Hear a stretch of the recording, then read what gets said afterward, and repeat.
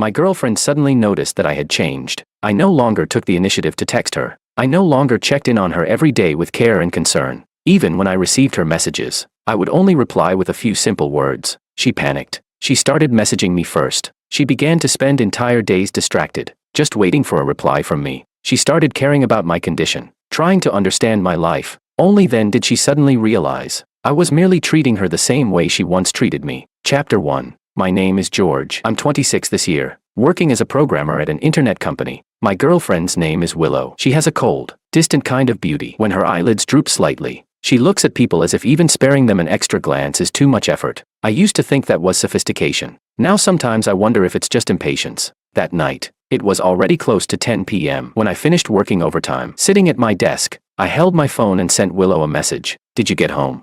1 minute. No reply. I sent another. How was today? Were the kids a bit better behaved? Willow works as an English teacher at a training center, dealing with a bunch of unruly kids every day. I get that she's tired. I really do. The screen stayed silent. Beneath the chat box, there was only a faint gray line, typing, flickering on and off, like it was deliberately keeping me hanging. 5 minutes later, my phone buzzed. Busy. Just that one word. I stared at it for 2 seconds. Then I deleted the half-typed, get some rest early, along with that small, lingering urge to care. I flipped my phone face down on the desk, nudged my mouse aside, and clicked on the game icon. The moment I put on my headphones, the world finally turned into something familiar. The login screen popped up, and my friends list lit up in a chain of notifications. George, you in? We need a jungler. The voice message was from David, my college classmate and now coworker. He sounded as excited as if he'd just gotten his annual bonus. I pressed the voice key. Cue me. Invite. As soon as the team formed, David started yelling, "Stay sharp today. All right, don't let them bulldoze from your jungle straight to the base again." I chuckled, leaned back in my chair, and said, "Relax. I'm in a decent mood today. Even if we get wrecked, I won't flame anyone." The moment I said it, I could hear how off that sounded. Back when I was in a bad mood, the keyboard was always the innocent victim. Now, I'd gotten so used to people being distant that I didn't even have the energy to get mad anymore. The match started. I farmed jungle camps while occasionally glancing at the phone beside my keyboard. When the screen stayed lit, I used to expect a notification to pop up. Later, I just set it to turn off after 10 seconds. No point setting myself up for disappointment. We lost the first game. Their jungler was too aggressive. David cursed. Was that guy a pro smurfing or something? Whatever. Next game. Right before the second match started, my phone buzzed. I thought it was a system message and tapped it open quickly. It was Willow. "Don't stay up too late," followed by a cold, generic smiling emoji. Not the kind with hearts or layered with cute little bunnies and cherry blossoms. The emojis Willow sent always felt like she was politely completing some kind of social obligation. I looked at the message and curled my lips slightly. "Okay," I replied with a single word, then casually sent a sleepy yawning emoji. No response after that. The chat went quiet, like the message had been thrown into the deep sea. David shouted, "What are you spacing out for? Incoming, river."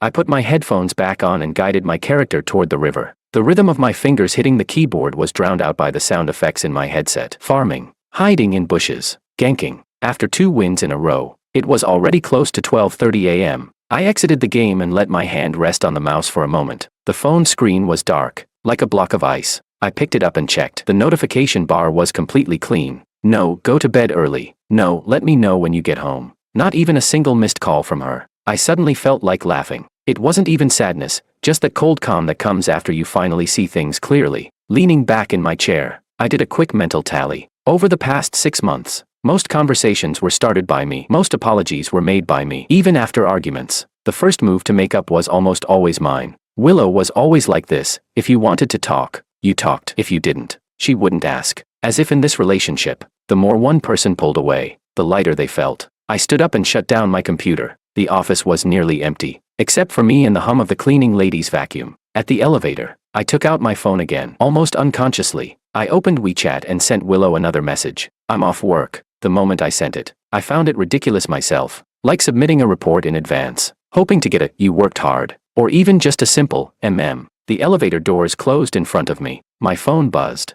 Got it. Still those same words, so economical she didn't even bother with punctuation. I stared at the message for a few seconds, then slipped my phone back into my pocket. This time, I didn't reply. The night wind downstairs was a little cold, but it felt more real than the glow of a phone screen. I walked toward the parking lot, spinning my car keys between my fingers, and suddenly, I realized something very simple. At some point, I had been the only one fighting the team fight in this relationship. On the other side, my teammate had long since switched herself to spectator mode. Chapter 2. The kind of companionship she wanted could only exist according to her script. The next day was Saturday. For once, I didn't have to work overtime. I only crawled out of bed after 10. The curtains were still closed, leaving the room dim. My phone screen glowed faintly on the bedside table, lying there quietly all morning without a single unread notification. I reached over, picked it up, and unlocked it with a swipe of my thumb. The chat with Willow was still stuck on last night's got it. Above that, it was a long string of me asking questions, and her replies, concise,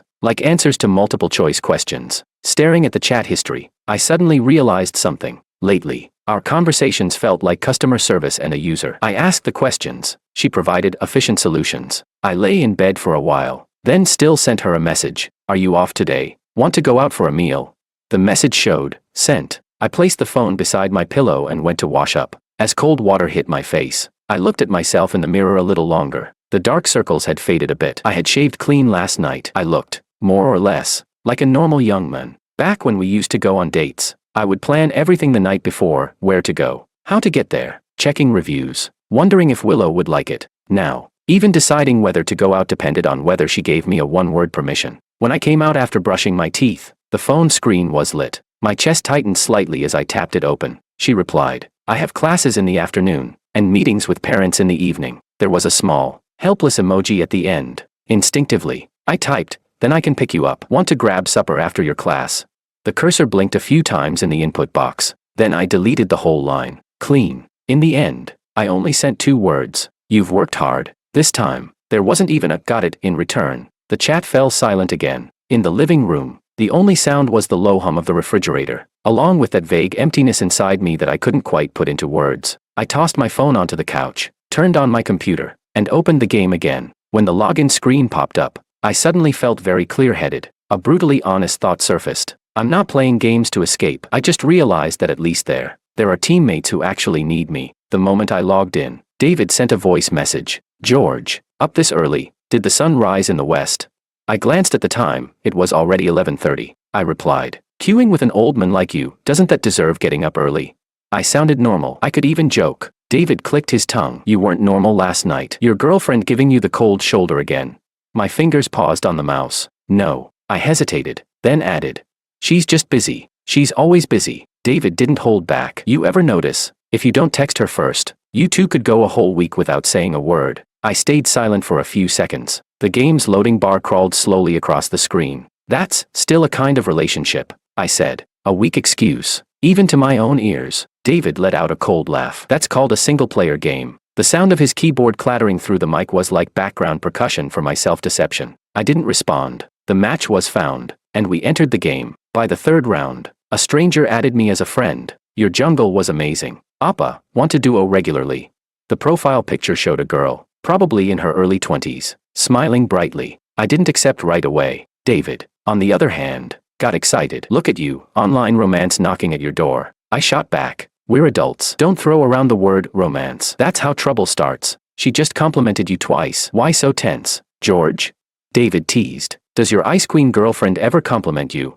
That question hit straight. I replayed our recent meetings in my mind. Willow would say things like, pretty good, not bad, that works. But those sounded like overall evaluations of a student, not genuine affection for a boyfriend. I didn't answer David. I simply accepted the friend request, then quietly placed her onto my mental pre-block list. Not blocking immediately, just setting a boundary for myself. I knew exactly what I was doing. In a relationship where there's no response, it's easy to get carried away by even the smallest bit of warmth. I didn't want to end up looking that pathetic. Chapter 3. At 2 p.m., I logged off the game. My eyes were sore and swollen, and my stomach felt like it was cramping from hunger. There was still an unopened pack of instant noodles in the kitchen from last night. As I tore open the packaging, my phone screen lit up. The parents just left. It was Willow. I might be home late tonight. I looked at those 2 messages, and a completely inappropriate question popped into my mind. When she says home, does she mean the place she shares with her mom or the relationship we're in?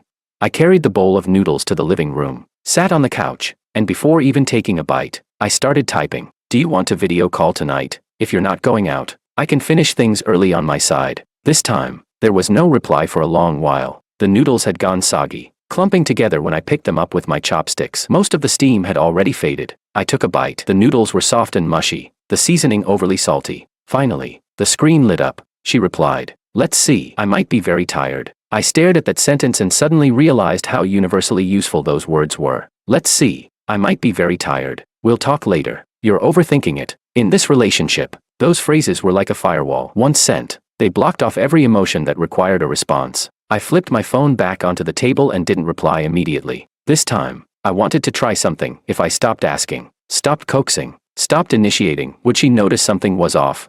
The day passed quickly. At 10 p.m., I lay in bed, scrolling lightly on my phone. The chat window was still stuck on that line. Let's see. Willow didn't send, "Why haven't you texted me?"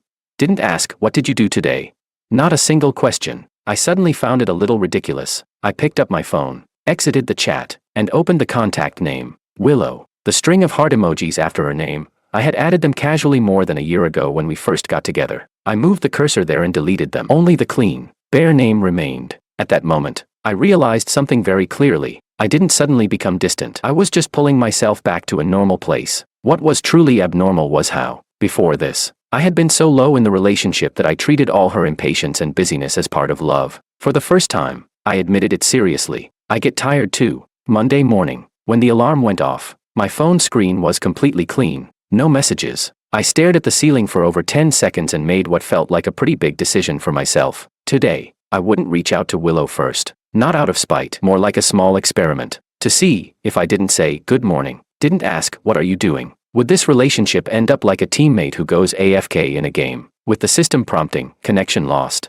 After washing up, I went downstairs and bought an Americano. On the subway to work, packed shoulder to shoulder, I stood by the door, took out my phone, and instinctively opened her chat again. The last message still read, "Let's see, I might be very tired." That sentence, "Me too," had circled in my mind dozens of times. In the end, I never typed it once. At the office, it was morning meetings, code reviews, requirement discussions, endless nonsense piling up. At 12:30 p.m., I unmuted my phone for once and let it sit quietly beside my keyboard. 1 o'clock, 1:30, 2 o'clock. I thought I could fully focus on work, but every so often, I still found myself glancing at the screen, until 2:15, when the phone buzzed. I grabbed it instinctively. Not a message, just a system update notification. I let out a small laugh, tossed the phone back onto the desk, and booked a meeting room for a quick nap. Leaning the recliner back, I closed my eyes. Right before I fell asleep, I suddenly realized something. I'm actually busier than her now, but all this time, the one acting like a 24/7 on-call customer service rep has been me. Around 3 p.m., a front-end colleague came over to sync on an API. I lifted my head from a mess of chaotic logs. My phone screen was dark. When I picked it up, I was a little surprised to see an unread message. It said, "Why haven't you been talking today?"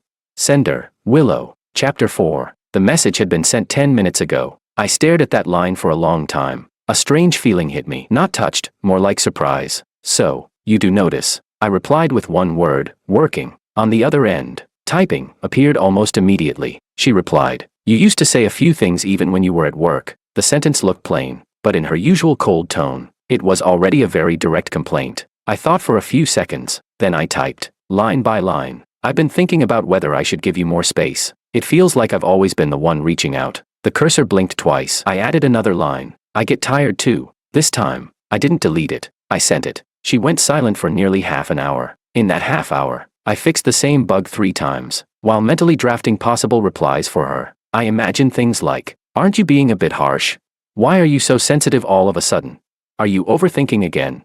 Instead, when the phone finally buzzed, there was only one line, "Let's meet tonight and talk." Below it was a location pin, the Japanese restaurant near the mall she often went to. Then another message, "I've made a reservation." I looked at those words and suddenly felt like laughing. That's just how Willow is. Talking about feelings is difficult for her, but once she decides to face it, she handles it like making a plan. Even discussing a relationship feels like scheduling a lesson. On my way home after work, I deliberately stopped by to change into a clean shirt. In the elevator mirror, I looked presentable. Just that hint of fatigue in my eyes, it couldn't be hidden. When I arrived at the restaurant, Willow was already seated inside. Her hair was tied in a low ponytail. She wore a light gray knit sweater, sleeves rolled up slightly. A workbook lay open beside her, with a red pen tucked in the middle. When she saw me, she looked up and glanced at her watch. "You're on time," she said. Her tone was flat, unreadable. I pulled out a chair and sat down. placing my coat beside me. You booked for 6:30, right? It's 6:28 now, I said. 2 minutes early. The corner of her lips moved slightly, a rare attempt at a joke.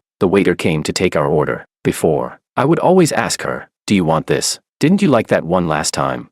Today, I just picked up the menu, ordered 3 dishes I wanted, and handed the rest to her. "You can choose the rest," I said. After ordering, the table fell silent. At the next table, a couple was quietly discussing where to go over the weekend. Another table of coworkers was talking about their boss. Our table felt like a muted window. Finally, Willow spoke first. "Were you serious about what you said earlier?" She didn't beat around the bush. I knew she meant, "I get tired too." I nodded. I was. She asked, "Do you think I make you tired?"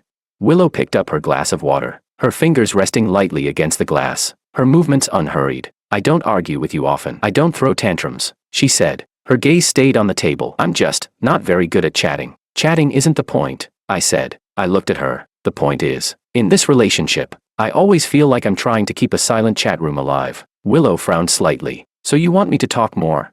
"It's not about sending more emojis," I said. I paused, trying to make myself clear. "Willow, I respect that you're tired, busy, or don't feel like talking, but I hope there are moments when you reach out to me too. Not just me asking how your day was and you replying, 'It's fine,' but you actually want to share something with me." As I said that, I realized my voice had gone a little hoarse. Maybe the air conditioning was too strong. Willow listened quietly. After I finished, her finger traced slowly around the rim of her glass. "I thought you didn't care about these things," she said softly. "Every time you said, 'It's fine, I understand,' I thought, that's just who you are." I smiled faintly. "That's because I wasn't being honest before. I was afraid saying it out loud would make me seem needy. But now I realize, not saying it is even worse." I looked at her. "I'm just a normal person. I also need to hear, 'You've worked hard.' I also need to feel like someone's thinking about me. I'm not a book you can just set aside whenever you're done with work." The words came out more direct than I expected. But this time, I didn't take them back. Silence settled over the table.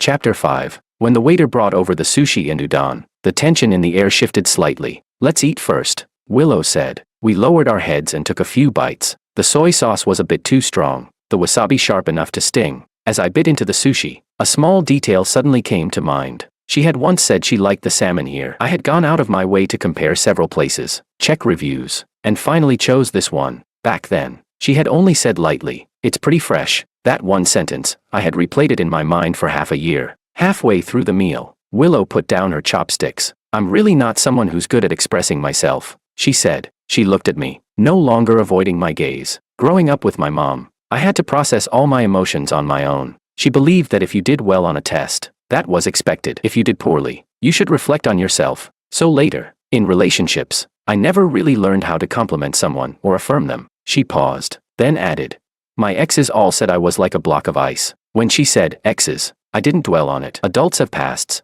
I wasn't unprepared. She spoke softly, "But you know what? You're the first person who said, 'I get tired too,' not because I'm too calm, but because I'm not warm enough. Everyone else just thought I was an easy, low-maintenance girlfriend. You're the first one who feels like the way I treat you isn't fair." She looked at me, and for the first time, there was a hint of careful consideration in her eyes. I asked, "What about you? What does fairness look like to you?"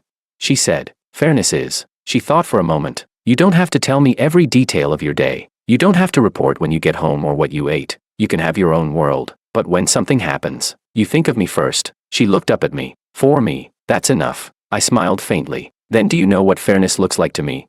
I can understand that you're busy. I can give you space. But I hope that even if it's just one sentence a day, that sentence carries a bit of your own emotion, something you choose to give me. Not something that feels like completing a task. One message from you, one reply from me, like checking in for attendance. If that's all it is, I'd rather we not talk at all." In the middle of the table sat a plate of unfinished rolls. The silence was so deep that even the sound of chopsticks touching the plate felt loud. After a long while, Willow let out a quiet sigh. "I might not be able to become what you described, at least not anytime soon. I'm not the kind of girl who gets clingy, and I don't want to force myself." When she said that, her expression was still calm. I nodded. "I know. So I'm not going to force you either." I held my glass, my knuckles slightly pale. "I just want to tell you this. If you're more comfortable staying the way you are, that's fine. But I won't keep pouring all my energy forward like before. I'm going to take a step back, to a place where I won't feel so tired. As for whether we can still keep this relationship, that depends on whether, after we both step back, we can still see each other." After saying all that, I suddenly felt lighter. Not the kind of relief that comes from solving a problem. More like finally letting out a breath I had been holding for a long time. Willow looked at me quietly. After a while, she said softly, "Okay, then, let's try it this way for now." On the way back, I didn't walk her downstairs or linger like I used to. We parted at the subway entrance. I instinctively wanted to say, "Text me when you get home." The words reached my lips, but I swallowed them back down. As the subway doors closed, I saw through the glass that Willow lowered her head and lit up her phone. I didn't know who she was texting, and I didn't know whether the invisible thread between us had been loosened or pulled tighter, closer to snapping. But I knew one thing. George finally did something for once, for himself. As a responsible player, he no longer wandered the whole map alone, pinging signals for a teammate who wasn't even online. Chapter 6. I stopped replying instantly, and finally, she couldn't sit still anymore. Over the next week, the frequency of my chats with Willow visibly dropped. It wasn't the kind of sudden disappearance, more like going from constant notifications to essential updates only. I no longer sent a fixed "good morning" every day. I stopped asking, "Have you eaten?" at noon. Occasionally, I would send a message or two, like an interesting news article I came across, or a photo when I passed by that cake shop she liked. But if Willow only replied with something like "oh" or "not bad," I didn't follow up anymore. The messages just sat quietly in the chat box, like announcements posted in a work group that no one responds to. After work, I still played games. The difference was, on Willow's side, I no longer treated whether I was online as something that needed to be reported. That night, David and I queued up together. Just as the third match started, a WeChat notification popped up in the top right corner. "Willow, what are you doing?" Time, 9:05 p.m. I was farming my second round of jungle camps in the river. My fingers didn't move to open the message immediately. "George, don't zone out, you're gonna lose the crab," David shouted through voice chat. I laughed. Got it. A quick combo. I secured the river crab, then rotated mid and pulled off a clean gank. For the entire match, I didn't open WeChat. Not because I was deliberately ignoring her. Just one simple thought. I'm doing something that requires focus. And this thing isn't her. More than 20 minutes later, we won. Only when the results screen appeared did I unlock my phone. There was another message. "Willow, question mark question mark question mark." Time, 9:17 p.m. I glanced at it. My fingers paused briefly on the screen. Then I opened the chat and replied honestly. "Just finished a ranked match. You." She stayed silent for a few minutes, then replied, "Preparing lessons." 2 minutes later, another message came. "You used to reply to me even when you were gaming." That sentence felt like a delayed arrow, slow, but it hit deep. Leaning back in my chair, I couldn't help but smile at myself. Before, the moment I saw her message, even in the middle of a team fight, I would instinctively reply, even if my teammates flamed me for going AFK. But now, for the first time, I seriously thought about it. In a relationship, why is it always me who has to split my attention? I typed. That match was busy, so I didn't check my phone. This might happen more often in the future. I don't want to be doing something else while also staying ready to reply instantly. It's exhausting. After sending that, I placed my phone face down on the desk. David called out, "You're playing well today. Come on, one more game." "I'll take a break," I said, rubbing my eyes. I added, "Find someone else." As I got up to pour some water, my phone buzzed again. "Willow, you've been saying you're tired a lot lately." Another message followed. "You used to always say you understood me." Her replies came quickly, as if these words had been building up inside her for a long time, just waiting for someone to lift the lid. I leaned against the water dispenser, looking at the screen. The office was quiet, except for the hum of the air conditioner and the occasional click from the printer. I typed slowly, "I do understand you. But I also need to learn to understand myself. Before, I only focused on your feelings. Now, I'm starting to pay attention to my own state too. I thought for a moment, then added, "This isn't me suddenly changing. I'm just finally saying things I never said before." She went silent for a long time. So long that I went back to my desk, sat down, opened my IDE, and fixed another line of error code. Then my phone buzzed. She replied, "Are you trying to imply that I'm selfish?" I stared at that sentence for a few seconds, then typed, "I'm not implying anything. I'm stating clearly that I don't want to be that self-sacrificing anymore. Whether you want to adjust is your choice. I'm not responsible for asking you to change. I'm only responsible for deciding whether I want to keep going like this." Chapter 7. When I sent that message, I was very calm. No trembling, no instant regret. I had a rare, concrete feeling. I'm resigning from a position where I've been working overtime indefinitely. This time, she replied quickly, "You re-talking kind of strangely today. Did someone say something to you?" I didn't know if it was instinct. When the status quo gets challenged, people don't first think, "Is there something wrong with me?" They think, "Did someone teach you to act like this?" Leaning back in my chair, I replied, "No one. I just figured something out while playing a game." If a teammate goes AFK, I'll ping once or twice. If I ping too many times and they ignore me, I look for another way to win. If I keep guarding an AFK teammate, I'll lose badly. Silence on her end. This time, it lasted a full hour, until I got off work. As I was heading out, just as the elevator doors were about to close, my phone buzzed. She sent, "So now you're comparing me to an AFK teammate. That's quite fitting," followed by a cold, sarcastic smiley. I was alone in the elevator. My reflection in the mirror looked complicated. I didn't rush to explain. I replied, "I'm talking about my own state. I'm reminding myself not to charge in alone all the time. If you want to log in, that's great. If you don't, I won't stand there waiting anymore. That's all. This time, she didn't reply. The phone screen stayed quiet, lighting up and dimming again, while the subway signal flickered on and off. After getting home, I logged in as usual. David was already waiting in the lobby. "George, you're free tonight. Your Ice Queen girlfriend gave you a day off." "Something like that," I said, putting on my headset. "She's starting to think I'm acting strange." "Strange how?" I said. "She thinks I've become someone who knows how to say no." As I spoke, I opened my friends list. That female player who had added me earlier was still there. Same profile picture, the girl with the bright smile. She had sent me a message in the afternoon. "On lunch break, want to queue a couple games?"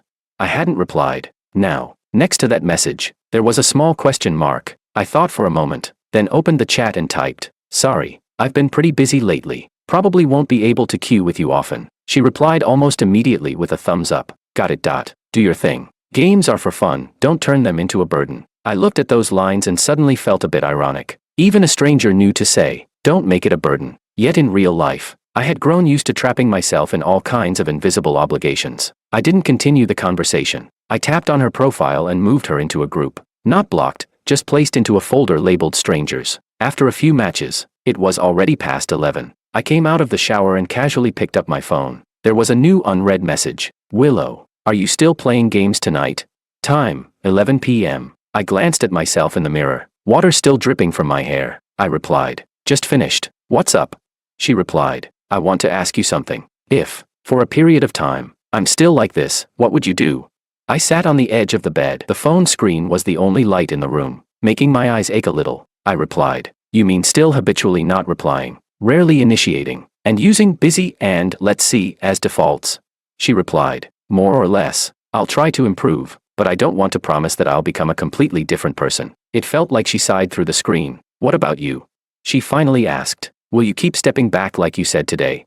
I stared at that message for a long time. I knew very clearly, this was the moment when it would be easiest to say something that sounded nice but had no real weight. Like, "No, I'll wait for you. It's okay, I can adapt." I had said those kinds of things too many times before, so I typed, "I won't retreat to the point of disappearing overnight. I'll see if you take even a small step forward. If you do, then we can still move forward together, little by little. If not, I'll step back to a place where I feel comfortable and stop there. And then we'll see, from a distance, whether we still want to keep going." Chapter 8. After sending that, I put my phone aside. This time, she didn't reply, and I didn't wait. I turned off the lights and lay down on the bed. The room fell into darkness. All I could hear was the occasional sound of cars outside the window, and my own heartbeat gradually settling into a steady rhythm. At that moment, I suddenly realized something had clearly changed. Before, when conversations like this happened, I would immediately fall into panic, thinking about how to fix things, how to make it up to her. Now, for the first time, I fell asleep peacefully. No dreams of arguments, no dreams of breaking up. I only dreamed that I was standing in front of a new matchmaking screen, my finger hovering over the "Start Game" button. No one beside me urging me on, no one marked as offline. I could take my time, think it through, and press it only when I was ready. Now it was her turn to feel uneasy. Turns out, I wasn't always there waiting for her. Friday night, I got off work on time for once. The streetlights outside the company had just turned on, and there was that relaxed, end-of-work atmosphere in the air. I didn't go home. Instead, I grabbed a sandwich from the convenience store downstairs and headed to the 24-hour cafe nearby with my laptop. A corner seat with a power outlet, air conditioning at just the right temperature, it was the perfect in-between spot. I opened my laptop and logged into the game. The moment I put on my headphones and started typing, my mental state felt sharper than it had all afternoon in meetings. David sent a voice message. "George, God, you grinding tonight? Season's about to end." "Yeah," I said, taking a sip of iced Americano. "If I don't climb now, my account's gonna get dragged into hell tier by you deadweights." The first match started. Mid lane was playing like it was New Year's, throwing out skills like handing out red packets. I was fully focused, fingers moving fast across the keyboard. Suddenly, my phone buzzed beside the keyboard. A message popped up on the screen. Willow, what are you doing? Time, 9 p.m. That kind of question used to appear several times a day. Over the past week, she had rarely initiated like this. I glanced at it out of the corner of my eye. The team fight was at a critical moment. If I picked up my phone now, my teammates would probably report me for AFK on the spot. I clenched my jaw and flipped the phone face down. George, give me some CC, David shouted. What are you doing? Coming. I executed a full combo, barely turning the fight around. Only when the victory screen flashed did I reach for my phone. There was another message. Are you there? Time, 9:02 p.m. I opened the chat and typed, yeah, just finished a match. What's up on your end? After typing it, I paused, then deleted the second half, changed it to, yeah, just finished a match. Less than 10 seconds later, she replied, oh. Followed immediately by read. I frowned slightly. Before, I would send, I'm here, and she'd reply with, busy. Now it was her turn to ask, are you there? I said yes, and she replied with, oh. What goes around comes around, almost too precisely. I was about to ask, how was your day? When a call notification suddenly popped up at the top of the screen. Willow, voice call. I froze for a moment. She rarely called me. Most of the time, it was just text, short, concise, like answering reading comprehension questions. Chapter 9. The call timer kept circling down. I glanced at the screen, then at the game lobby. David had already queued up the next match. Hurry up, one more and we're done. I answered the call, taking one side of my headset off. Hey, it was noisy on her end, faint sounds of kids crying, parents talking in the background. You're playing games? Willow's voice sounded a little cold, deliberately lowered. I glanced at the screen. I didn't want to lie. Yeah, about to start the second match. There was a brief pause. Then go ahead and play. I was going to tell you about today. Her voice carried a slight rasp, but it's fine now. Before I could respond, she hung up. The beep of the disconnected call rang sharply in my ear. I stared at the ended call screen for a couple of seconds. David shouted through voice chat. George, get ready. Where are you? I took a breath and put my phone aside. I'm here. After this one, I'm done. The second match went terribly. My hands felt clumsy. I missed several skills. The enemy snowballed hard and pushed to our base in 10 minutes. David cursed. What's wrong with you today? Didn't you just say you were in good form? I just took a call, I said. I closed the game and shut my laptop. My voice sounded a bit hoarse. My form went offline. On the way home, shops along the street were closing one by one, their lights going dark. My phone stayed silent, too silent. As I walked upstairs, the motion sensor lights in the hallway flicked on, harsh and bright. I entered my apartment, tossed my keys into the basket by the door, and was halfway through changing my shoes when my phone buzzed. Willow, are you done? Time, exactly 11 p.m. I'm home, I replied. Soon after, she sent a voice message. Do you have time? I just left the parents' meeting. I'm not in a great mood. Can we talk now? This time, she didn't just send text. I tapped and called her. Hey, this time, it was quiet on her end. Only the faint ticking of a clock. Just finished class, I asked. Long finished, she said. Her voice was low. I just got scolded by a parent. They said I don't know how to teach, that I'm wasting their money, and that someone as impatient as me shouldn't even be a teacher. She let out a small laugh. It wasn't a happy one. I really wanted to argue back, but I remembered you used to tell me to just endure it, it'll pass. So I held it in, and after holding it in, I came back and wanted to talk to you, and you told me just finished a match. I leaned back on the couch, tilting my head up, staring at the ceiling. You called when I was in the middle of a team fight, I said. If I had answered then, my teammates would have all died. She suddenly asked, does it matter that your teammates die? The question was direct. I stayed silent for a few seconds. To them, it matters. They're taking the game seriously too. Willow let out a faint laugh. And what about me? I just walked out of a parent's office. My hands were shaking. I texted you. Asked what you were doing. You said you just finished a match. I thought about it, then I called you. And you told me you were about to start another one. She paused. Suddenly, I felt like, maybe I'm not even as important as your teammates in a game. The phone pressed against my ear. I rested my forehead against my hand. You weren't like this before, she said. You used to reply to me even while gaming. Her tone felt like she was flipping through old accounts. You used to hear something off in my voice and the first thing you'd ask was what's wrong. Now you rarely ask. Didn't you say you were willing to understand me? So why did you suddenly become like this? Chapter 10. Her voice wasn't loud, but there was a faint nasal tone to it. I closed my eyes for a moment and said, it's not like I don't understand you now. It's just that I've started understanding myself too. Before, no matter when you messaged me, I would always reply immediately, even if I had something else going on. I got used to putting you before everything. Even before myself. I paused, then continued. But the result of that was, every time you didn't reply, even once, it would hit me hard. I don't want to put myself back in that state again. The line went quiet. Only the sound of our breathing remained. After half a minute, she spoke softly. So now, it's my turn to feel that way. When you felt bad before, I didn't even know. It was like she had just realized something. Because you never said anything. You always just said, "It's fine, I understand." That line, "I get tired too," you never said it before. Her voice sounded a little unsteady when you suddenly said it. I got a little scared. Scared that one day, after saying you're tired, you'll just leave. I straightened up on the couch, my back tensing unconsciously. Do you know what I was afraid of back then? I asked. I was afraid that if one day I really left, you'd just reply with, "Got it." There was silence on her end. A faint creak of a bed. She probably shifted position. After getting scolded by that parent today, when I texted you, she paused, as if struggling against her own habits. I actually, really wanted to hear you say, "You've worked hard." Her voice dropped lower. I stood outside the office for quite a while. I told myself, you would definitely reply and ask me what's wrong. But you said you were playing a game. You told me to wait. She took a breath. In that moment, I suddenly understood how you used to feel. All those messages you sent me every day. I would just reply, "Busy," and leave it at that. And now you gave me a taste of it. Pretty fair, I guess. I wasn't trying to get back at you, I said. I know, she said softly. It's just, that gap in feeling is real. I was standing in the hallway, looking at your message, about to start another match, and suddenly realized, maybe I'm not always in the front position in your mind. And that made me panic. The word panic sounded unfamiliar coming from Willow. She had always been someone who used words like, "It's fine," "It's okay," "Not bad," to compress all her emotions into something small and manageable. Do you know why I always say I'm busy? She suddenly shifted. Growing up, my mom was like that. When I tried to talk to her, she would either say she was busy, or there's nothing worth talking about. Over time, I started to feel like expressing emotions is troublesome. So I learned to reply simply, "Less talking means less trouble." She gave a faint, self-deprecating laugh. Now that you're not rushing to take care of my emotions anymore, there's suddenly an empty space in my life. And today I realized that space is actually pretty cold. Listening to her,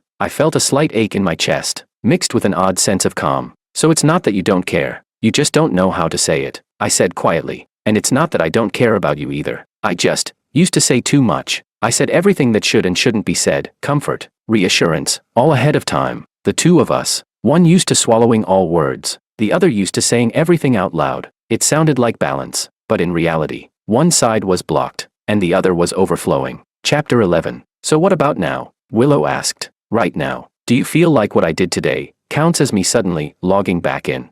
I thought for a moment. I'd say, you finally sent a signal, even if it just flashed once on the minimap. I'm not going to forget everything that happened before just because you wanted to talk today, but because you're willing to speak up. I'll have a bit more patience with you, as long as that patience is something I can actually afford. On the other end, she let out a soft breath. Then, will there be a day when you just delete the game altogether? Her question came a bit suddenly. What game? I asked. She said, "Us. You said you're tired. If you decide to quit, would it actually be that hard for you?" I could hear the probing in her voice. I said, "Deleting an account is actually pretty hard." I answered seriously. I've played for so long. I've bought so many skins. I've practiced so many characters. I wouldn't just quit because of one or two bad matches. But if one day I realize that no matter how I play, it's all frustration and no enjoyment, then I'd consider it. She asked quietly. Then right now, do you still feel any enjoyment? The question was calm, but direct. I leaned back on the couch and thought for a long time. Before today, yes. When you called earlier, I hesitated about whether to pick up. In that moment, I suddenly realized something. For the first time, when you were feeling the worst, I was the first person you thought of. I just didn't catch it. I said it honestly. That part, I feel bad about it too. The line went so quiet it almost felt like I could hear a heartbeat. After a while, she spoke softly. Then, can you give me some time? So I can try to get used to this when I feel bad. Instead of just telling myself it's fine, I learned to tell you I'm not okay. I can't promise I'll get it right every time, but I'll try. She paused, then asked, "Can you wait a little longer?" If this were before, I would have immediately said, "Of course, I'm not in a hurry." This time, I stayed silent for a few seconds. Then I said, "I can wait, but I won't keep charging forward anymore. I'll stay where I am. If you take a step, I'll move one step toward you. If you don't, I'll just treat this as a place to rest. And when the day comes where you're too tired to keep walking, and I can't move forward anymore either, then we'll sit down and talk about how to walk the rest of the road." She let out a soft mm. Then, can you stay and talk with me for a while tonight? Her tone carried a hint of hesitation, and something unfamiliar, almost like shy affection. I really had a hard day. She finally said it out loud. I'm not okay. Yeah, I said. I glanced at the computer on the desk, reached out, and unplugged the power cable. Not playing tonight. I'll stay with you. As the screen went dark, I felt something strange. Not the kind of reluctance that comes from giving up my hobby for her. More like, for the first time, I had found a balance between myself and her. I wasn't the always available, instant reply emotional support anymore, but at the moment she finally said, I'm not okay. I was still willing to put down the keyboard and pick up the phone. The difference was, this time, I wasn't doing it to prove how much I loved her. It was because I knew I deserved to be met the same way too. Chapter 12. She started taking a step forward, and I stopped leaving myself behind. Over the next few days, it felt like we were adapting to an updated version of a game. The interface looked mostly the same, but a lot of the mechanics had quietly changed. Monday night, I worked overtime as usual. It was past 10 when I came out of the meeting room, my mind tangled up from all the requirement changes. I had just sat back down at my desk when my phone lit up. Willow, still at the office?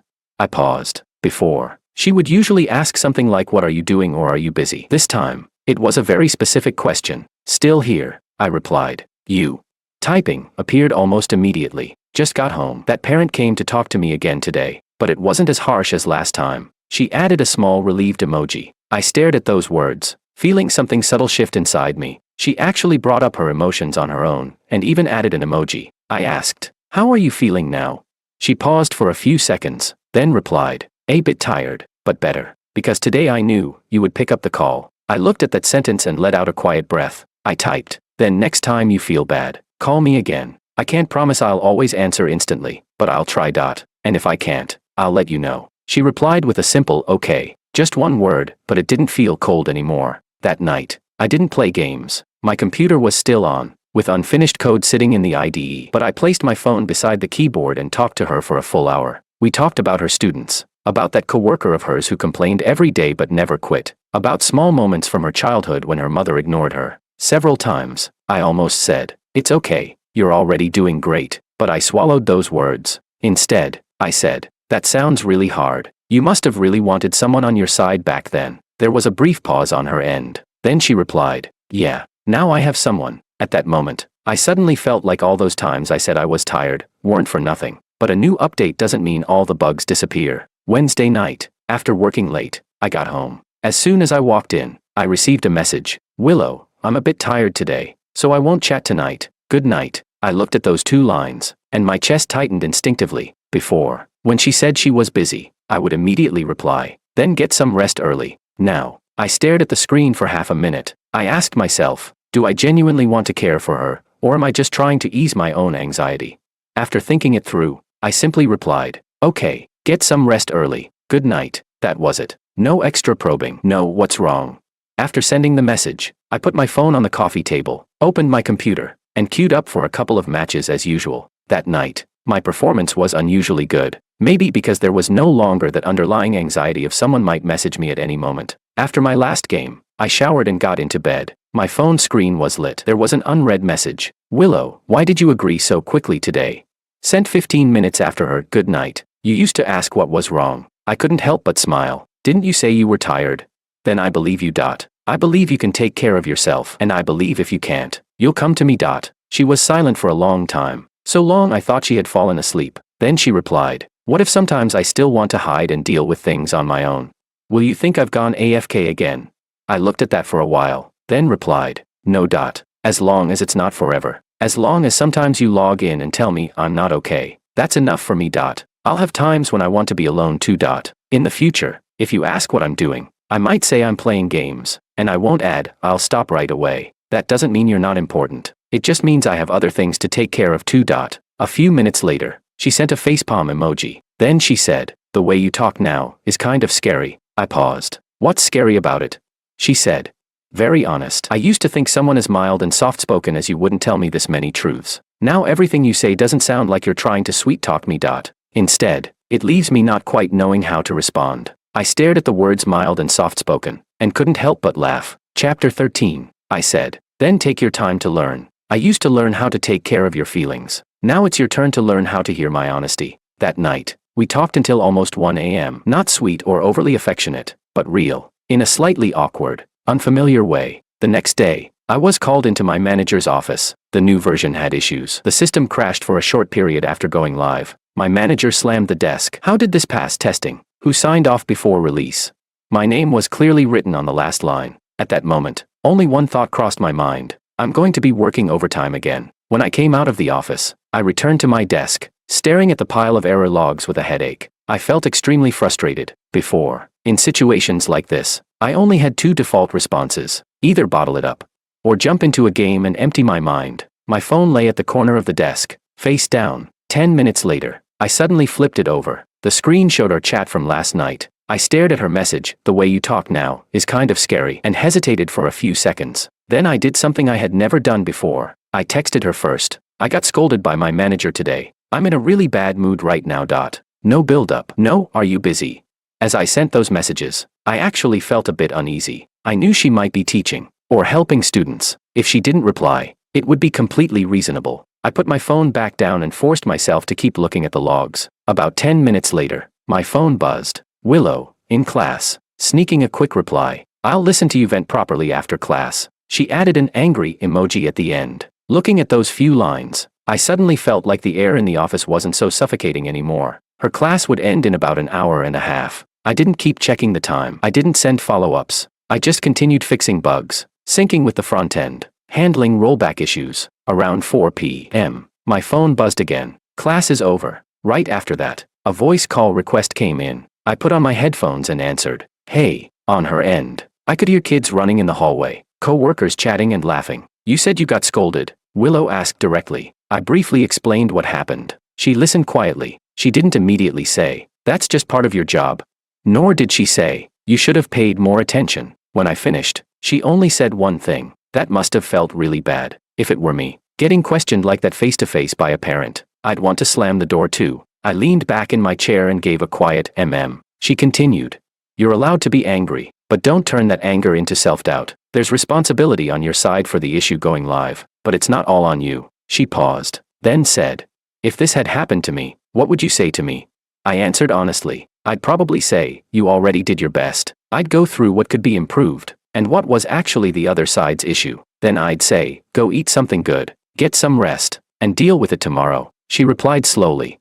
Then say those exact same things to yourself. You're so patient with me. Be fair to yourself too. On her end, she was probably walking back to her office. Her footsteps echoed through the hallway, the noise gradually fading into quiet. Then she said, when you sent me those messages earlier, I really wanted to reply right away, but I was standing at the front of the classroom. I looked at all those students, and suddenly realized they need me too. She let out a small laugh. In that moment, I understood what you meant that day when you said, I have other things to take care of too. So I finished the class first, and then came to you. That way, it's responsible for you, for me, and for the students. Chapter 14. The hand I was holding the mouse with loosened slightly. I said, so it's not that you don't care. You just sorted out the cause and effect. She said, I do care. I just wasn't used to saying it before. Now I'm slowly learning to say it in a way that doesn't feel so heavy. And you don't have to carry everything on your own without saying anything anymore. When you speak up, I might not be able to handle it perfectly every time, but at least I'll reach out. Whether you reach out or not is your choice. Whether I catch it or not is mine. That makes it fairer. We quietly smiled at each other through the microphone. At that moment,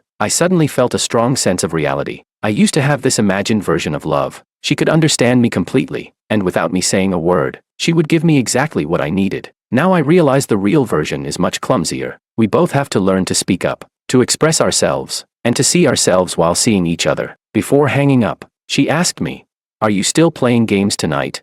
I thought for a moment and replied, probably for a bit, but not like before, as an escape. Today, a game is just a game. If you want to talk, just text me. If I can pause, I will. If I can't, I'll let you know. If you're tired too, just go to sleep. No one has to bend themselves out of shape for the other. She softly hummed in acknowledgement and said, then later, remember to tell me if you're feeling a little better today. I want to know. She added that last sentence. After hanging up, I stared at my phone screen in a daze for a while. It turns out that the kind of care I've always wanted doesn't have to come in the form of instant replies or always being available on demand. It can also look like this. I'm dealing with work, and she's teaching her class. We both have our own battlefields. But at some point, she'll remember that I got scolded today, and she'll want to know if I'm feeling a little better later. And me, I'm finally willing, when I feel bad, To send out that first signal, not to move anyone, just so I won't keep leaving myself behind. Chapter 15. For the first time, she stepped into the world where I grind monsters and asked if I could still fit her into my future. That weekend,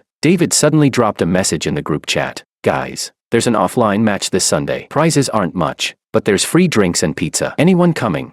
He attached a screenshot of a Netcafe poster. It looked tacky in a kind of nostalgic way. I was about to reply pass. My finger hovered over the screen, circling for a moment, and in the end I still typed, I'm in. David replied instantly with a voice message. Oh, George God finally coming out of retirement. Bring your girlfriend to watch, she can cheer for you. I shot back. She's never had a good opinion of me playing games. Then all the more reason to bring her. David always spoke faster than he thought. He added, otherwise in her mind you'll always be that immature guy who has no time and only plays games. That stung a little. After ending the voice chat, I stared at my chat window with Willow for a full 5 minutes, hesitating. In the end, I still typed, there's a small offline match on Sunday. I'll be playing a couple of rounds, do you want to come watch?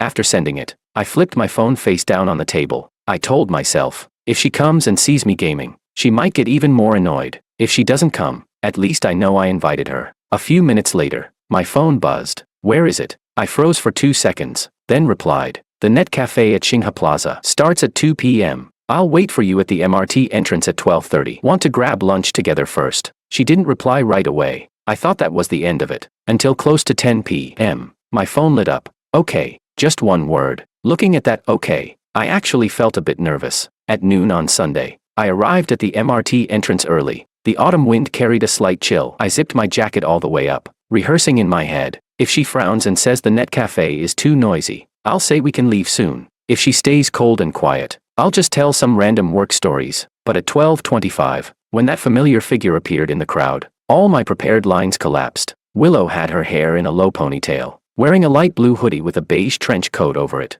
Completely different from her usual professional outfit for teaching, she looked a few years younger. You're early, I said. She walked over carrying a canvas tote. The corner of some exercise books peeked out. I was grading papers on the train, she said, giving the bag a small shake. Didn't want to be late. I checked the time, 5 minutes earlier than planned. Come on, let's eat first. I took her to a casual restaurant on the 3rd floor of the mall. While ordering, I asked, beef or chicken? Chicken. She looked down at the menu. Then she asked, will there be a lot of people at the match later? Probably 10 to 20 teams, I said. Then I added, basically a bunch of half-burnt-out office workers trying to prove they still have some skills left on the weekend. She laughed lightly. You've gotten more savage with your words. Trained by life, I said. During the meal, our conversation was ordinary. Students, overtime at work, how we each recovered after getting scolded that day. The only thing not ordinary was that she spoke more than before. She would bring up her own feelings, and even ask, did you feel a bit better later that day? Halfway through the meal, she suddenly looked up at me. When you're playing later, is there anything I should pay attention to? I put on a serious face on purpose. Don't scream above 90 decibels. Don't suddenly yell, what are you doing? When my teammates mess up. And most importantly, I paused. Don't ask survey-style questions while I'm in a team fight. Like, are you going to keep playing games in the future? She burst out laughing. Then when can I ask that?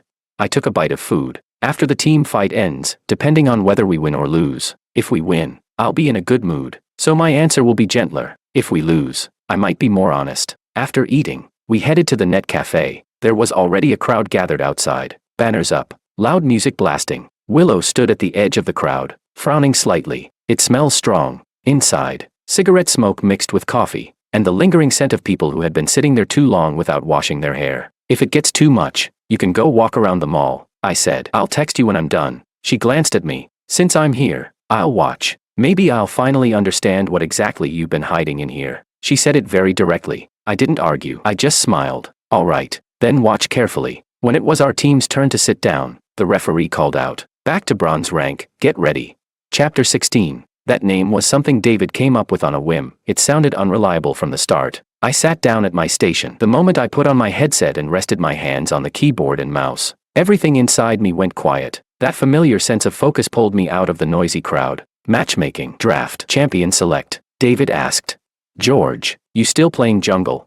Yeah, it's the role I'm most comfortable with. I tilted my head and glanced toward the spectator area. Through the glass window, Willow stood in the back row, holding her coat, her gaze directed toward me. I couldn't see her expression clearly, but at least, she wasn't looking down at her phone. Once the match started, I fell completely into rhythm. Control vision. Secure objectives. Relieve pressure on the losing lane. Midway through, bot lane got crushed. The enemy support typed mockery in all chat. David cursed in voice chat. That guy's mouth is disgusting. Ignore it. I kept my eyes on the minimap. In 4 minutes we take the next Baron. Don't force fights. I'll finish this jungle rotation. Then help bot lane trade back the tower. As I kept calling the shots, I suddenly drifted for a moment. This feeling, balancing between calming teammates and finding a breakthrough, was a bit like what I used to do in relationships, except in games. Sometimes your teammates trust you. In real life, no matter how much you say, sometimes the other person still doesn't hear you. The first match lasted nearly 30 minutes. We made a difficult comeback. When we destroyed the enemy nexus,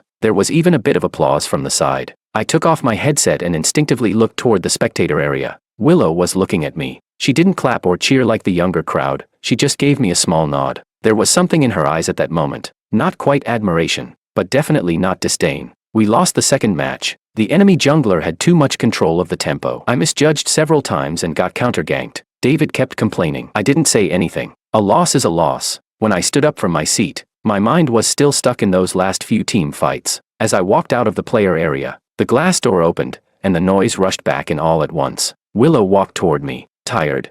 She didn't ask whether we won or lost. Didn't say, "How did you play like that?" That was her first question. I paused for a second. Not bad. At least better than getting scolded by my boss. She walked beside me and said softly, "During those matches just now, your face was completely tense. You know, you looked exactly like you did that night working overtime, sitting at your desk writing code. The same expression." I smiled a little. "So even when I escape, I do it seriously," she said. "I used to think when you played games, it was just because you didn't want to deal with people." She paused, then continued. "After watching today, I realized you're actually pretty busy in there too. You have to think about the bigger picture, calm your teammates, and not mess up yourself. In the game, you're more like an adult than you are in real life." That caught me off guard. I said, "Didn't you used to say men who play games are like children?" She said, "Yes, but at least you're a kid who knows how to read the map." She glanced at me, not like my mom. When she's upset, she only sees herself. We walked out of the net cafe and into the mall, leaving the noise behind us. As the escalator moved downward, she leaned lightly against the railing. "The things you said in the game just now." She looked up at me. "Don't keep staring at mistakes, look at what's next. Yelling at your teammates now won't help. Hold this wave first." She lowered her voice slightly. "Those could apply to me too. Before, every time you showed concern for me, if I replied with 'I'm busy,' you'd start reflecting on yourself. Now you say that I can get tired too. Before, I thought you were a bit annoying. Now I think you were reminding me not to focus only on my own emotions, to check whether your teammate is still there." Chapter 17. The elevator doors opened on the first floor, and the wind from the plaza rushed in. We walked slowly toward the MRT entrance. She suddenly said, "You looked pretty cool just now, during the match." I almost thought I misheard. "Say that again," I said. She shot me a look. "Don't push your luck. It's already not easy for me to compliment you once." The wind blew past, and she pulled her scarf up a little. "Let me ask you something," she said, slowing her pace. "If we keep being together in the future, will you still play games like that?" "What do you mean by like that?" I asked. She said, "Playing whenever you have time, playing when you're in a bad mood, and playing even more when you're happy." I countered. "Isn't that true for anyone?" She didn't smile. "I'm asking seriously." I straightened my expression. "I'll still play, but I won't use it as my only outlet anymore. You said you're learning to speak about what bothers you. Then I also need to learn to take some time out of games and give it to real life, including giving it to you and to myself," she said softly. "Don't you already have your game? You said at least there. Your teammates need you." I looked at her. That was before. Back then, I felt like no one needed me in real life. Now, at least there's one person who will ask me, "Are you feeling a little better today?" when I've had a rough time. So I'm not in such a rush to go looking for that sense of being needed anymore. She fell silent for a moment. "Then what about me? You said you're making time for real life. Am I part of that reality?" She asked it slowly, as if afraid of hearing an answer she didn't want. "Of course you are." I paused for 2 seconds, then added, "But you're not all of it, and you shouldn't be. You have your students, your classes, your mom, your own emotions, and I have my work, my games, my friends, and my own emotions. We're just putting all these pieces together to see if we can form something that doesn't feel awkward. If either of us has to give up a huge part, the final picture won't look good." She listened, the corner of her lips moving slightly. "Then if sometimes I still seem distant," she looked ahead, "will you start spiraling again on your own?" "I will," I said. I was honest, but not endlessly like before. "I'll ask you once first. If you say, 'I don't want to talk right now, but I'll tell you later,' then I'll wait. If you don't say anything, I'll set a limit for myself. Once that time passes, I won't keep chasing after it. I'll shift my attention back to myself, play a couple of games, go for a run, whatever. But I won't keep waiting for you while blaming myself at the same time. We paused at the MRT entrance. She lowered her head and nudged the edge of a floor tile with her shoe. George. She called my name. Then what about me? Can I also set a limit for myself? For example, I can tolerate you going online and playing for several hours without replying to messages. Once it goes past that time, I'll allow myself to be upset. I won't keep holding it in and saying I'm fine. I looked at her and almost smiled. Of course, that's called a two-way boundary. We can adjust it together, like tuning sensitivity in a game. She laughed. Can you stop making every metaphor about games? Occupational hazard. I shrugged. What can I say? Your boyfriend's a jungler. She suddenly asked. Then what am I? A teammate? A spectator? Or that person standing on the side who doesn't understand anything but claps occasionally? She asked seriously. I thought for a moment, then said, you're not a teammate, nor are you a spectator. You're the fountain I can refill at when I recall to base. She paused for a second and replied. So you're treating me like your mana bar? Chapter 18. I explained. I see you as a place that, just by thinking of it, gives me a bit of peace. Whether I play well or badly, I come back. Before, coming back meant reporting in, or asking for comfort. In the future, it'll be because I want to come back. She lowered her head and smiled. Then I'll have to try a little harder. At the very least, I shouldn't make it feel like you've accidentally walked into the enemy fountain every time you come back. As soon as she said that, she laughed first. You've started using my language, I said, the corner of my mouth lifting slightly. She took a deep breath. George. She called my name again. Then would you be willing? She paused, like she was pushing away those old habits of it's fine. Never mind. Then she said, would you be willing to put me into your life plans for the next few years? Not the vague kind, but the kind you actually write down when you sit seriously with a notebook. I looked at her, serious, a little nervous, and suddenly felt that drifting place inside me settle. I said, I can try to write that, like ranked games. Lock in the hero first, then choose the path. But there's one thing. I don't want to queue for this alone anymore. If you're willing to queue here, then don't keep showing as offline. If you're unsure, you can spectate first, but don't blame me if one day I decide to start a new match. She looked at me quietly. After a moment, she nodded slowly. Okay, then let's write a draft together first. If it's not good, we'll revise it. She paused, then added. This time, it's not just you staying up all night revising it alone. It's my turn to pick up the pen too. The wind from the arriving train rushed up from underground. I watched her walk toward the ticket gates. My phone buzzed in my pocket. I took it out. It was a message from her. You worked hard today, not just playing the game, but also showing me your world. I looked up. She was standing by the gate, turning back to look at me. I raised my phone to show her and nodded. At that moment, I knew it clearly. We hadn't gone back to how things used to be. If anything, it felt more like we had finally admitted something. This game was never about one person carrying the other to rank up. It's about two people, each with their own flaws, trying to learn how, on the same map, not to drain themselves, nor each other, until there's not a single bit of mana left. Chapter 19. Life is the ranked match that never ends, and we finally stand on the same side. On the day the new season update dropped, the game icon changed. I opened my computer and stared at the Reskind login screen, suddenly feeling a little dazed. My phone lay beside the keyboard. Its screen lit up.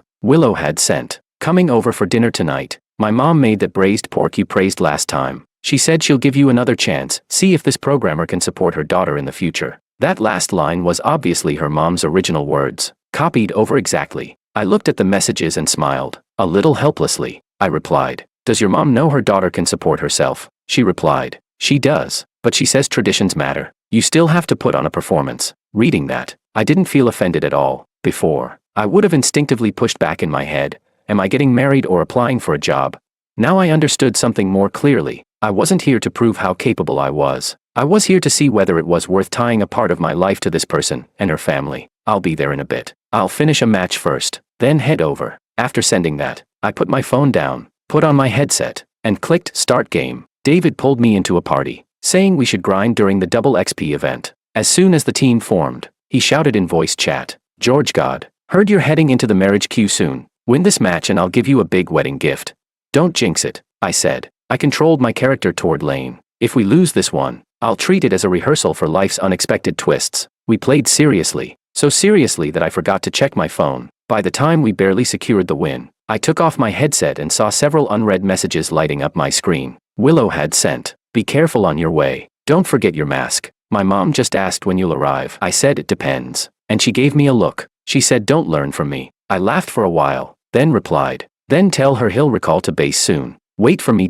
I closed the game, packed up, and headed out. The wind downstairs was strong. I hunched my shoulders as I walked toward the MRT station. Just as I reached the entrance, my phone buzzed. She asked, "Were you playing just now? Be honest." I just finished a trial class. My head was a mess, and suddenly I really wanted to hear the sound of your keyboard. Then I thought you might be in a match. So I held back from calling. The word held back, coming from her, felt a bit ironic. She used to hold back all her emotions. Now she would tell me exactly what she had just held back. I replied, "Yeah, I was playing, but I logged off right after. No overtime tonight, saving it for your mom's inspection." After that, I added, "If you want to call in the future, just call. Whether I pick up is my decision. Don't decide for me." The train was crowded. My phone felt warm in my hand from the heat. A few minutes later, she replied, "Okay, then when you're in a really bad mood, remember to send me a message first, 'I'm not feeling well,' before you go play. Otherwise, it's easy for me to think you only need ranked games, not me." I rubbed my forehead, realizing this jungler of mine could no longer pretend to be a solo player. By the time I arrived at her place, the living room was already filled with the smell of food. Willow's mother came out of the kitchen wearing an apron and glanced at me. "You're here?"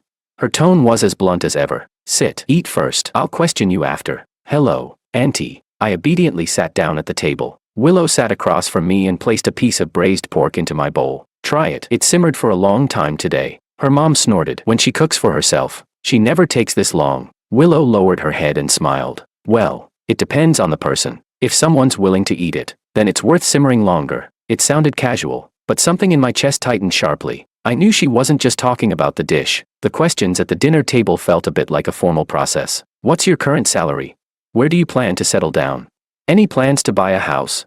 Do you want kids in the future?" Chapter 20. I answered each question one by one. I didn't try to flatter her, nor did I act like "your daughter is worth me sacrificing everything." I simply laid out my current situation and future plans, calmly and piece by piece. I won't throw all my savings into buying a house at once, and I won't switch to a job with more overtime just to make quick money for marriage. I'll go a bit slower, but I'll make sure that when Willow and I live together, we're not surviving every day by exhausting ourselves. I want us to have some breathing room. When I finished that sentence, I saw her mom frown. "You young people always talk about breathing room. If you're capable, just earn more money." Who wasn't tired when they were young? I was tired too. I acknowledged that, but I don't want exhaustion to be the only way of living. I have co-workers who drop dead at their desks before they even turn 30. I don't want a day where Willow is standing outside the ICU, telling my mom he worked very hard, while not even knowing whether she's crying from grievance or heartbreak. Willow's chopsticks paused for a moment. I didn't look at her. I just looked at the bowl in front of me. What I want is a kind of life that both of us can carry, not one person bearing everything, while the other stays silently used to it. The room went quiet for a few seconds. The TV host's voice faded into near silence. Finally, her mom let out a sigh. "Well, that doesn't sound too bad. At least you understand your current job isn't a guaranteed iron rice bowl. If one day you lose your job, what will you do?" I answered seriously.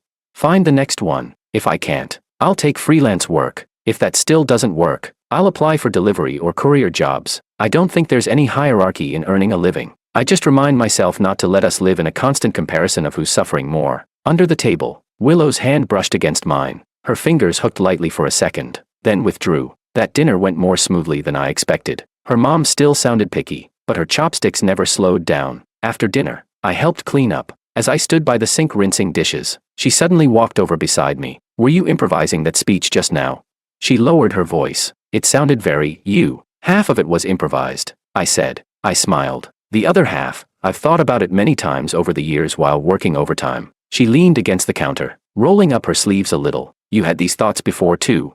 "Yeah, it's just back then. You were busy telling me you understood, and I was busy telling you I was fine. Neither of us had time to explain our own side properly." She didn't say anything. She reached out, took a bowl I had just rinsed, and carefully dried it with a cloth. Then she said softly, "Then let's talk slowly from now on, until you no longer feel like you could be left behind at any moment. Until I no longer feel like sharing what's in my heart is a burden to others." By the time we finished washing up, it was almost 10:30 p.m. Her mom was on the sofa watching a drama, angrily criticizing the male lead. When she saw me come out, she waved her hand. "You young people go talk in her room. Don't sit here watching me get mad." After saying that, she added, "Go home early. Don't keep my daughter up too late." Willow nudged me. "Let's go." In her room, Lesson notes were spread across the desk. A small low table by the bed held a cup of freshly brewed tea. Sit. She pointed to the edge of the bed and pulled a chair for herself. Sitting across from me. I want to discuss something with you. So formal, I said, leaning against the wall. Go on, she said. I want to take something that used to stay only in my head and write it down. She took out a blank notebook from the drawer. The cover was simple, with just a few words. Future plans. She opened to the first page and wrote a title. Draft of this game. Chapter 21. I couldn't help but complain. And you say you haven't been influenced by me. Cut the nonsense. She shot me a glance. Didn't you say you'd try to fit me into your plans for the next few years? Then today, we start writing the first draft. She spoke as she wrote. For example, within 1 year, we each stabilize in our own jobs. You see if you can transfer to a project that isn't so draining. I'll see if I can cut down some meaningless overtime. Save some money, but not to the point where even breathing feels stressful. Another example, within 2 years, we look into whether there's a suitable place to live. If we can't afford to buy, we rent first. If we find that living together is worse than now, then at least we discover the problem early. At this point, she paused. Don't get nervous. I'm not setting some rigid life flag here. I just think, since you don't want to charge forward alone anymore, then I'll step down from the spectator seat and stand beside you. Even if at the beginning, all I can send are clumsy signals. She looked up at me. Didn't you say the worst thing is a teammate who stays offline? Then I'll try to stay online. Being online doesn't mean I can always cooperate perfectly, but at least you won't be shouting into an empty map anymore. I leaned against the wall, watching her write. Every stroke of her pen was careful, just like when she wrote words on the classroom board. Then I'll add something too, I said. I reached for the pen. She pushed the notebook toward me. Under what she wrote, I added a few lines. No matter how this game turns out in the future, we won't use I understand, and it's fine, as shields to avoid things anymore. Whoever feels bad speaks first, and whoever speaks has the right to be treated properly. After writing, I tossed the pen back onto the table. Sounds kind of cringy, right? I said with a self-deprecating smile, but right now, this kind of cringy feels more real than pretending I understand everything. She stared at those lines for a long time. You know what? She suddenly said, that day when you first said I can get tired too. I went back and read all your past messages. I realized almost every time you said, I understand, it was late at night. When you said, it's fine, it really meant everything was fine on my side. But on your side, things just kept piling up. She pulled out a transparent folder from the bookshelf. Inside were a few printed pages of our chat history. Why did you print that? I asked, surprised. To remind myself. So when I see you start saying, it's fine, out of habit again, I'll know it's actually not fine. Starting today, I want to try a different way. She picked up her pen and wrote a small line in the margin. Default question when something's wrong. How are you feeling right now? Instead of, why are you like this again? Looking at those words, my throat suddenly felt tight. That teaching method of yours could probably be turned into a research paper. I joked, barely holding it together. I'll test it on you first, she said. She smiled lightly, and trained myself at the same time. If one day you really don't want to continue, at least when you leave, it's because we truly tried, not because you never said anything, and I never asked. We looked at each other for a while. The room wasn't brightly lit, but it was enough to see each other clearly. George, she called my name. If I seem distant again, will you still immediately go play games? I thought for a moment. I will. I didn't pretend, but it won't be my only outlet anymore. I might send you a message first, I'm not feeling great. If you reply, that's great. If you don't, I'll go play a match. When I come back, I'll check if you're there. If you're still offline, then I'll log off and go to sleep. I paused, then added, before sleeping, I'll give myself some closure, and tomorrow, I'll decide whether this match is worth queuing again. She listened, then nodded gently. Chapter 22, she said, then I'll be honest too. Sometimes, I'll still want to be alone. There will still be moments when I don't want to talk, but I'll try to tell you that I just can't say it right now. Not that I don't want to talk to you. If one day I really don't want to talk to you anymore, I'll tell you directly, and then you'll know, it's time to step back. She smiled a little. Let's not act in those kinds of scenes anymore, the ones where everything looks fine, but inside, one of us has already left halfway. It was late at night. On my way home, the game icon sat quietly on my phone screen. I didn't tap it. Just as I reached downstairs, my phone buzzed.